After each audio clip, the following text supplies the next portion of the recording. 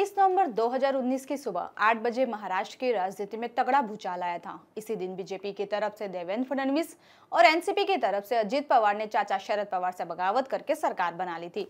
इसमें देवेंद्र फडणवीस सीएम और Ajit Pawar deputy CM बने थे। हालांकि दोनों 80 घंटे ही पदों पर रह पाए और फिर यह सरकार गिर गई। वहीं इसे लेकर राज्य की राजनीतिक गलियारों में एक बार फिर बहस छिड़ गई है। एक चैनल को दिए गए इंटरव्यू में उप मुख्यमंत्री देवेंद्र फडणवीस ने बताया कि अजित पवार के साथ हमारी बनी सरकार सिर्फ 3 दिन के भीतर इसलिए गिर गई क्योंकि राष्ट्रीय कांग्रेस पार्टी के प्रमुख शरद पवार ऐन मौके पर पलट गए और भाजपा को समर्थन देने से नकार दिया। फडणवीस ने कहा कि शरद पवार ने गेम खेला। वहीं पवार पर तंज कसते हुए फडणवीस ने कहा कि मैं सच उगलवाने में सफल हो गया हूं, मैं भी गुगली मारूंगा और बचा हुआ सच भी सामने आएगा। इसके साथ ही उप मुख्यमंत्री देवेंद्र फडणवीस ने अजित पवार के साथ शपथ को लेकर बड़ा खुलासा किया है। हमारी आज की यह वीडियो इसी मुद्दे को लेकर है, लेकिन उससे पहले अगर आप इस चैनल पर नए हैं तो जल्दी से जल्दी हमारे चैनल को सब्सक्राइब करने के साथ ही साथ बेल आइकन को भी क्लिक कर ले ताकि आपको समय समय पर इसी तरह के अपडेटेड वीडियो मिलते रहे। नमस्कार, मैं पायल शुक्ला, आप सभी का स्वागत है न्यूज टंका हिंदी में। सुबह सुबह होने वाले शपथ ग्रहण समारोह को लेकर एनसीपी के वरिष्ठ नेता शरद पवार से चर्चा हुई। उप मुख्यमंत्री देवेंद्र फडणवीस ने इस दावे को दोहराया है कि उन्हें यानी शरद पवार को इस बात की पूरी जानकारी थी।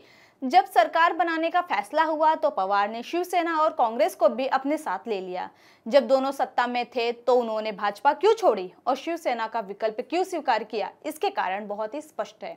4 महीने पहले एक न्यूज चैनल को दिए इंटरव्यू में देवेंद्र फडणवीस ने इस बात का खुलासा किया था। 2019 के चुनाव नतीजों के बाद उद्धव ठाकरे ने बीजेपी नेताओं के फोन का जवाब देना बंद कर दिया था। इसलिए बीजेपी ने परीक्षण शुरू कर दिया कि क्या एनसीपी के साथ सरकार बनाना संभव है। इसके लिए शरद पवार से चर्चा हुई।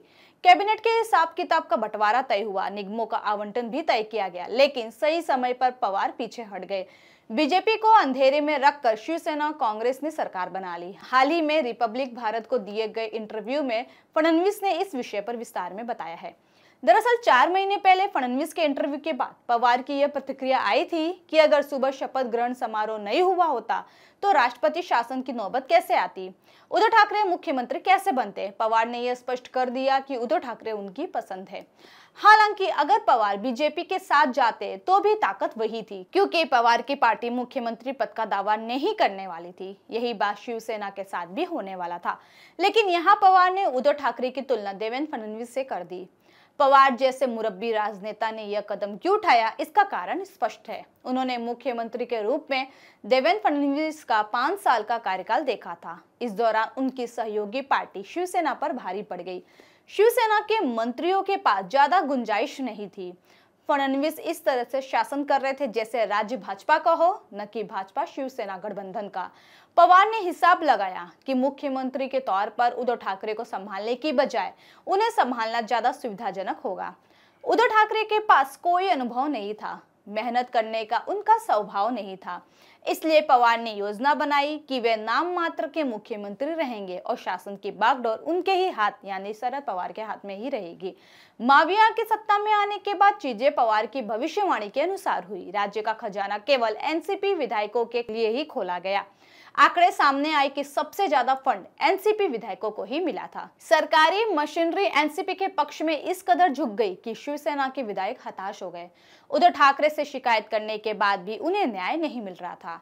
राज्य में एनसीपी का प्रभाव भी बढ़ रहा था। माविया के शासन के दौरान हुए ग्राम पंचायत, नगर पंचायत चुनाव के नतीजों ने स्पष्ट संकेत दिया कि एनसीपी ने सत्ता हासिल कर ली है।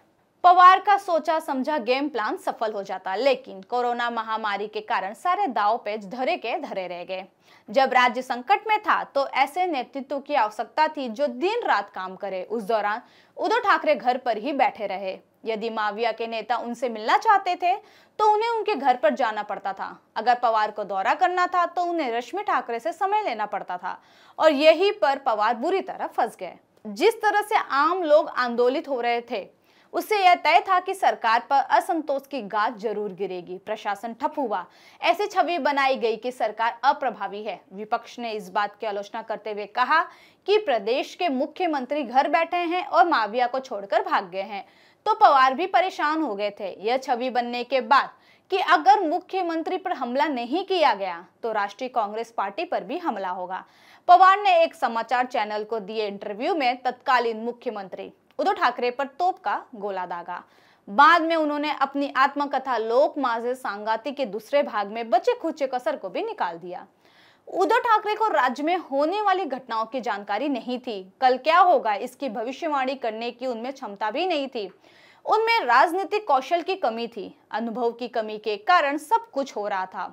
पवार ने ठाकरे पर निशाना साधते हुए कहा कि मुख्यमंत्री का अपने करियर में केवल 2 बार मंत्रालय में जाना लोगों को पच नहीं रहा है। पवार की इस आलोचना का मतलब साफ था। उन्होंने ठाकरे को फडणवीस का खेल खेलने का एक उपाय दिया था, लेकिन ठाकरे की अक्षमता ने उनका खेल बिगाड़ दिया।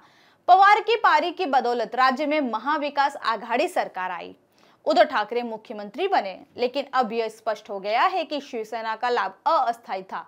उन्हें 2.5 साल के लिए मुख्यमंत्री पद मिला, लेकिन पहले उन्होंने मुख्यमंत्री पद गंवाया, फिर पार्टी टूट गई। अब ठाकरे एक गुमनाम पार्टी के मालिक बन गए हैं। हिंदुत्व वोटों के नुकसान के साथ अब ठाकरे के लिए अल्पसंख्यकों को खुश करने का समय आ गया है। शिवसेना के इतिहास के इस सबसे बड़े घमासान में एक तरफ जहां महाविकास आघाड़ी के भविष्य पर प्रश्न चिन्ह लग गया, तो वहीं दूसरी ओर शिवसेना के नेतृत्व पर भी सवाल उठे थे।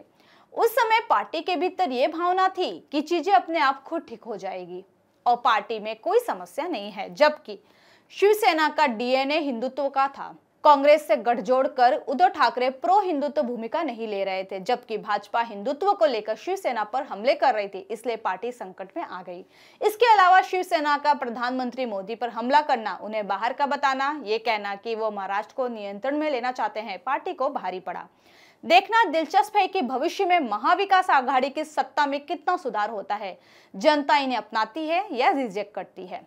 देवेंद्र फडणवीस ने कहा, वादे से पलट गए शरद पवार, किया डबल गेम। इसे लेकर आपकी अपनी राय क्या है, हमें कमेंट सेक्शन में जरूर बताएं। साथ ही हमारे चैनल को ज्यादा से ज्यादा लाइक, शेयर और सब्सक्राइब करें। जल्दी इसी तरह के इंटरेस्टिंग वीडियो के साथ में पुनः उपस्थित होंगी। तब तक के लिए मुझे दीजिए इजाजत। जय हिंद, वंदे मातरम।